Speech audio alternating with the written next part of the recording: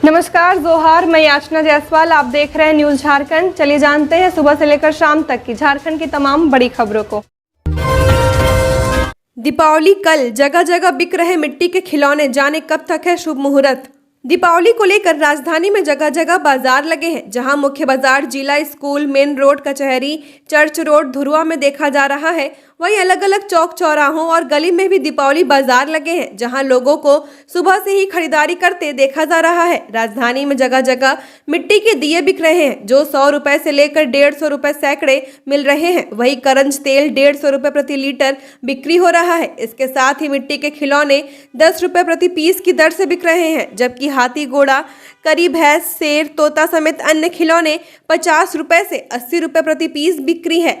बता दें, बाजार में दिए, खिलौने समेत अन्य चीजों की दर साइज के अनुसार अलग अलग है। बोकारो में सुबह सुबह ताबड़तोड़ फायरिंग, एक शख्स को लगी 2 गोली।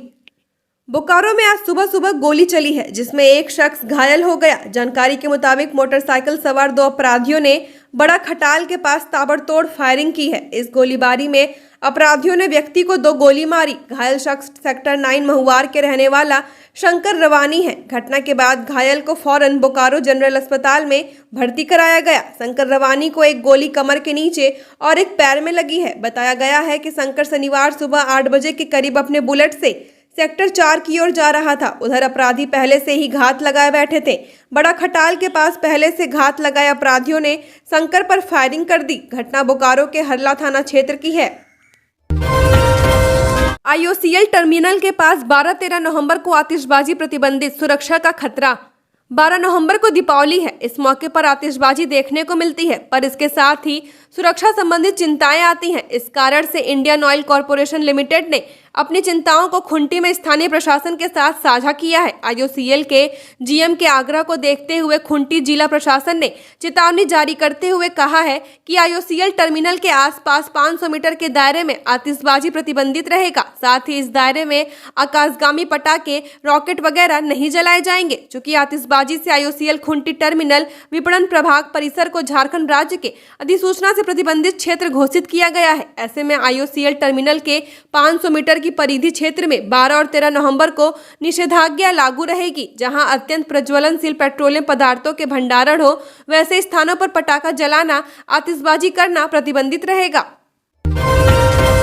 तिलैया और डोमचांच में जुआ अड्डों पर छापामारी, 2 दर्जन जुआरी गिरफ्तार। तिलैया और डोमचांच में जुआ अड्डों पर छापामारी की गई। इस छापेमारी में पुलिस ने 2 दर्जन जुआरियों को गिरफ्तार किया। वहीं नकदी सहित अन्य सामान भी जब्त किए गए। धनतेरस पर रांची में बिके 7 करोड़ के झाड़ू, जमकर हुई खरीदारी। राजधानी रांची में शुक्रवार को धनतेरस के मौके पर बाजारों में खूब रौनक देखने को मिली। लोगों ने जमकर खरीदारी भी की। सुबह से ही सोना, चांदी, गाड़ी, इलेक्ट्रॉनिक गैजेट्स लेने वालों का दुकानों और शोरूम के बाहर तांता लगा हुआ था। वहीं धनतेरस के मौके पर झाड़ू खरीदना भी काफी शुभ माना जाता है। आपको जानकर हैरानी होगी, लेकिन इस बार रांची में 7 करोड़ के नारियल और फूल झाड़ू बिके हैं। इसमें दोनों शामिल हैं। ऐसे एक बड़े कारोबारी ने अनुमान लगाया है। कारोबारी के मुताबिक इस बार वियतनाम और इंडोनेशिया के साथ घास वाले झाड़ू की भी खूब बिक्री हुई है। धनतेरस पर बाजार में जहां फूल झाड़ू 60 से 150 रुपए प्रति पीस के दर से बिक रही थी, वहीं नारियल झाड़ू 40 से 60 रुपए प्रति पीस के दर से बिक रही थी। खबरों में आगे बढ़ने से पहले अगर आपने अभी तक इस चैनल को सब्सक्राइब नहीं किया है तो सब्सक्राइब कर ले, जिससे आपको झारखंड की हर छोटी बड़ी खबर के अपडेट मिलते रहे। तो चलिए बढ़ते हैं खबरों की ओर। प्रधानमंत्री नरेंद्र मोदी का खुंटी दौरा, पार्टी और प्रशासनिक स्तर पर चल रही तैयारी। खुंटी स्टेडियम में होगी जनसभा, बिरसा के वंशजों के साथ बिताएंगे समय।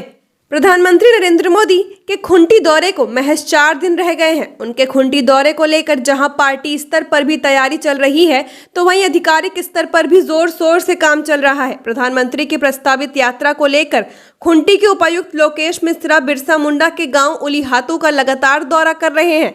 बिरसा के गांव को सजाने और प्रधानमंत्री के लिए सभी प्रकार के प्रबंध करने का निर्देश दिया गया है। प्रशासनिक स्तर पर उलीहातू गांव में बने helipad, Birsa college football stadium आदि का निरीक्षण किया गया है। वहीं संगठन का स्तर की बात करें तो प्रधानमंत्री नरेंद्र मोदी की यात्रा को भाजपा यादगार बनाने में जुटी हुई है। आजादी के बाद से भगवान बिरसा मुंडा की जन्मस्थली उलीहातू में देश के प्रधानमंत्री की यह पहली यात्रा है। निर्धारित कार्यक्रम के अनुसार रांची के बिरसा मुंडा एयरपोर्ट से प्रधानमंत्री नरेंद्र मोदी सीधा बिरसा मुंडा के गांव उलीहातू जाएंगे, जहां वह उनके परिजनों के साथ 10 मिनट का समय बिताएंगे, उनका हाल चाल पूछेंगे। इसके बाद खुंटी स्टेडियम में रखी गई जनसभा को संबोधित करेंगे। प्रधानमंत्री नरेंद्र मोदी की खुंटी यात्रा में किसी तरह की कमी न रह जाए, इसे लेकर पूरे कार्यक्रम को प्रदेश अध्यक्ष बाबूलाल मरांडी और केंद्रीय मंत्री अर्जुन मुंडा मॉनिटरिंग कर रहे हैं। रांची हटिया वंदे भारत ट्रेन का समय बदलेगा। रांची रेल डिवीजन ने 1000 से अधिक यात्रियों के बीच कराया सर्वे। 85% यात्रा चाहते हैं टाइमिंग बदले। दक्षिण पूर्व रेलवे रांची से चलकर हावड़ा जाने वाली वंदे भारत ट्रेन के समय में बदलाव किया जाएगा। ऐसा निर्णय ट्रेन में यात्रियों की संख्या कम होने और पैसेंजर एसोसिएशन की ओर से टाइमिंग में बदलाव की मांग को देखते हुए लिया जा रहा है। ट्रेन के समय में परिवर्तन किया जाए या नहीं, इसे लेकर दक्षिण पूर्व रेलवे मुख्यालय ने रांची रेल डिवीजन को सर्वे कराने को कहा था। रांची रेल डिवीजन की ओर से 1000 से अधिक लोगों के बीच जो सर्वे कराया गया, उस सर्वे की रिपोर्ट के मुताबिक लोगों का कहना है कि ट्रेन सुबह 5:15 से रांची रेलवे स्टेशन से खुलती है और दोपहर 12:20 पर हावड़ा पहुंचती है। अभी ठंड की शुरुआत होने वाली है, ऐसे में सुबह 5:15 पर ट्रेन पकड़ने के लिए यात्रियों को घर से निकलना मुश्किल है। ऐसे में ट्रेन का समय सुबह 7 बजे किया जाए। नानी सहित नाती और नतिनी की हत्या, ट्रिपल मर्डर से सनसनी। बोकारो थर्मल के राजा बाजार निवासी महावीर विश्वकर्मा की मां सहित भांजा भांजी की निर्मम हत्या कर दी गई है। तीनों की हत्या पश्चिम बंगाल के कांगसा थाना क्षेत्र के पानागढ़ रेलपार सारदापाली में की गई है। शुक्रवार को तीनों का शव बरामद हुआ है, जिससे इलाके में सनसनी फैल गई है। पुलिस शवों को पोस्टमार्टम कराकर मामले की जांच में जुट गई है। बताया जा रहा है कि शारदापाली निवासी धनंजय विश्वकर्मा कुछ दिन पहले अपनी पत्नी के साथ आसाम में रहने वाली अपनी बेटी के घर गए हुए थे। पानागढ़ में उनकी बेटी सिमरन, सास सीता देवी और साले का बेटा सोनू विश्वकर्मा थे। स्थानीय लोगों के अनुसार दोपहर में एक युवक हेलमेट पहने यहां आया और कुछ देर बाद निकल गया। लोगों ने बताया कि कुछ समय बाद धनंजय के भाई राजा विश्वकर्मा की पत्नी गई तो देखा कि घर के दरवाजे पर लहूलुहान रूप से सोनू का शव पड़ा हुआ है। घर के अंदर एक कमरे में सिमरन और दूसरे कमरे में सास सीता देवी का शव पड़ा हुआ है। शुरुआती जांच में पता चला है कि सिमरन और सीता देवी की गला दबाकर हत्या की गई है, जबकि सोनू के गर्दन पर चाकू से हमला किया गया है। सूचना मिलने के साथ ही घटना स्थल पर लोगों की भीड़ जमा हो गई। वहीं घटना की सूचना मिलने के बाद पुलिस भी मौके पर पहुंची। गिरिडीह में अलग अलग सड़क हादसे में मीडियाकर्मी के पिता समेत 2 की मौत, 3 अन्य घायल। जिले में आज सुबह हुए 2 अलग अलग सड़क हादसों में 2 लोगों की मौत हो गई, जबकि 3 अन्य लोग गंभीर रूप से घायल हो गए हैं।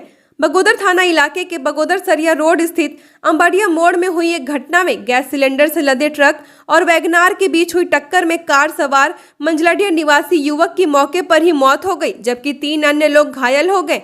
फिलहाल तीनों घायलों का इलाज चल रहा है। वहीं मुफस्सिल थाना इलाके में हुए एक अन्य सड़क हादसे में स्थानीय न्यूज चैनल के कैमरामैन मनोज कुमार राम के पिता सरयू राम को अज्ञात ट्रक ने टक्कर मार दिया। घटना के बाद सरयू राम को इलाज के लिए सदर अस्पताल पहुंचाया गया, जहां इलाज के क्रम में डॉक्टर ने उन्हें मृत घोषित कर दिया।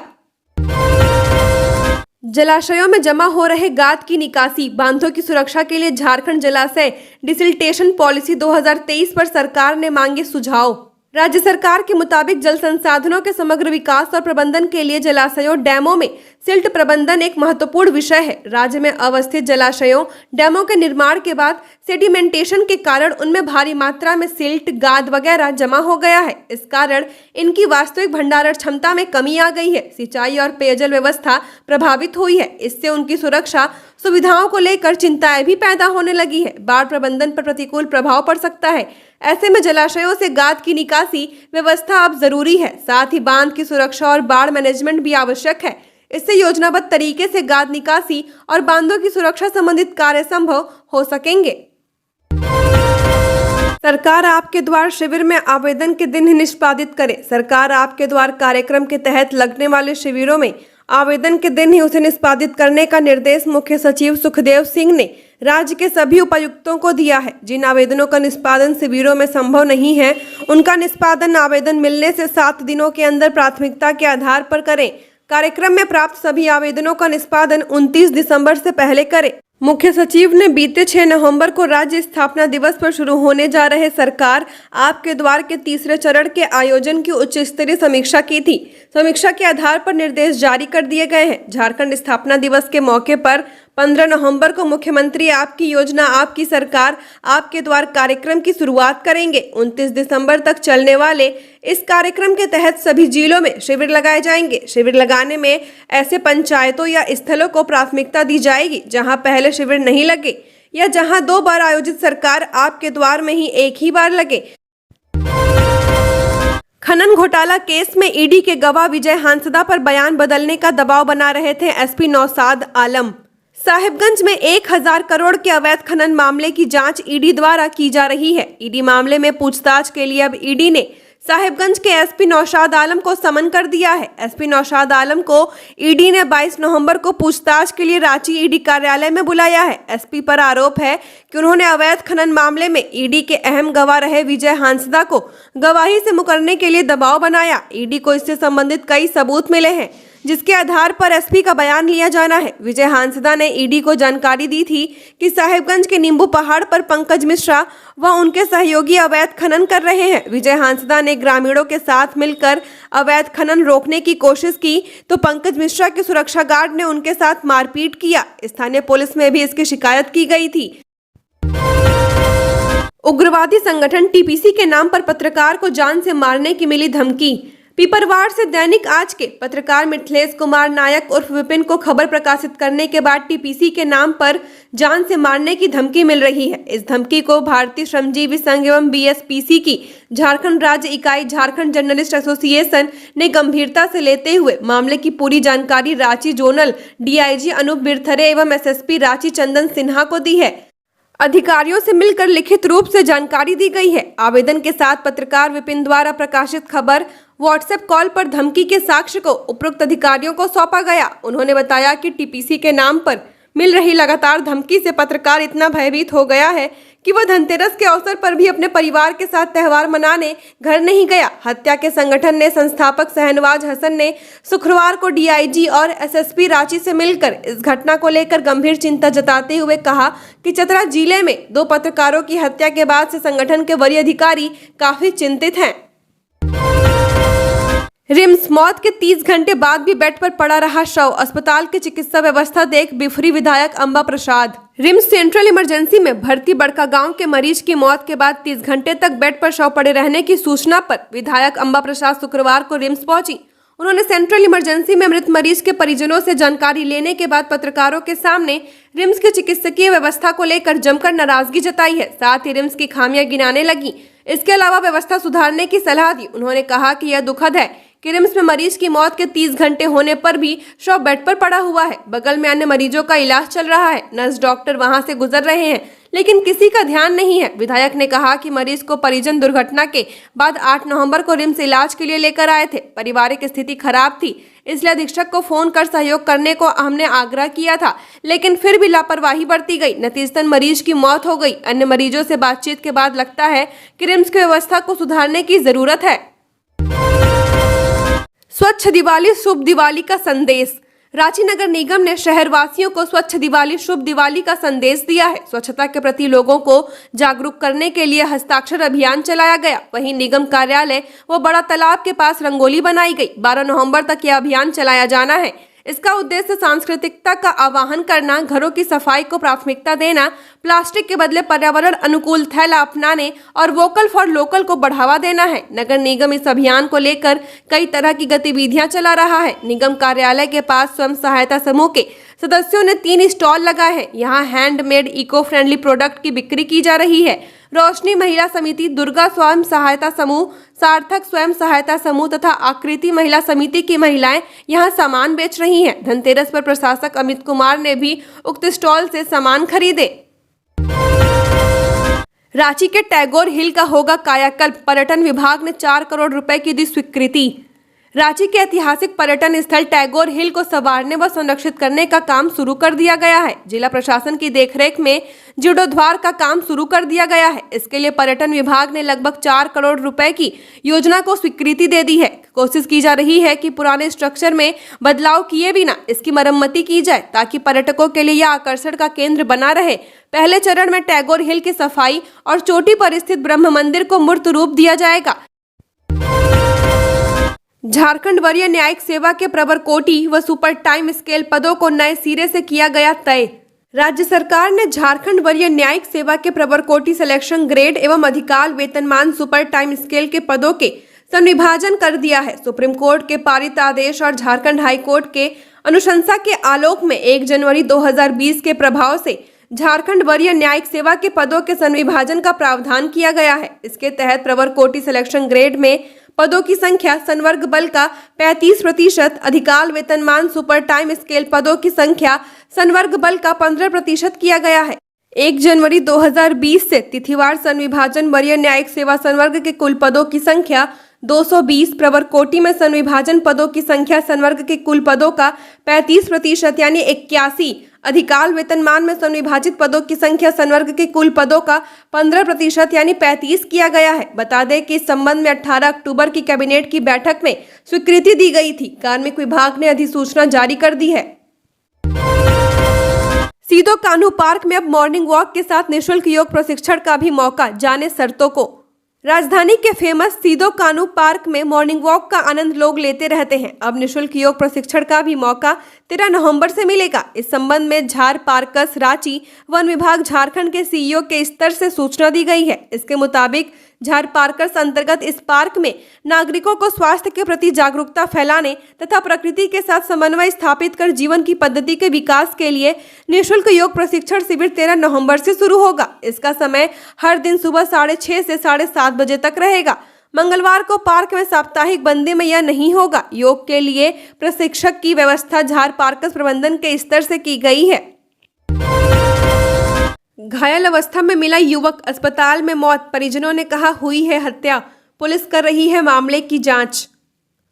पुलिस ने तत्काल उसे इलाज के लिए सदर अस्पताल लाया गया, जहां इलाज के दौरान उसकी मौत हो गई। मृतक की पहचान गढ़वा थाना क्षेत्र के लगमा गांव निवासी श्रवण ठाकुर उर्फ रमेश ठाकुर के पुत्र सोनू ठाकुर 16 वर्ष के रूप में किया गया है। घटना की सूचना मिलने के बाद पुलिस ने शव को अपने कब्जे में लेकर पोस्टमार्टम के लिए सदर अस्पताल भेज दिया है। घटना के संबंध में परिजनों ने बताया कि शनिवार की सुबह सोनू सोकर जागने के बाद घर से बाहर निकला था। अचानक 1 घंटा बीत जाने के बाद गांव का ही एक व्यक्ति बांध की ओर शौच करने के लिए गया हुआ था, जहां उस व्यक्ति ने सोनू ठाकुर को घायल अवस्था में पड़ा हुआ देखा। इसके बाद गांव के लोगों को सूचना दिया। झारखंड की और खबरों के लिए बने रहिए हमारे साथ। हमारे चैनल न्यूज झारखंड पर चैनल को सब्सक्राइब करें, साथ बेल आइकन को प्रेस करें। नमस्कार।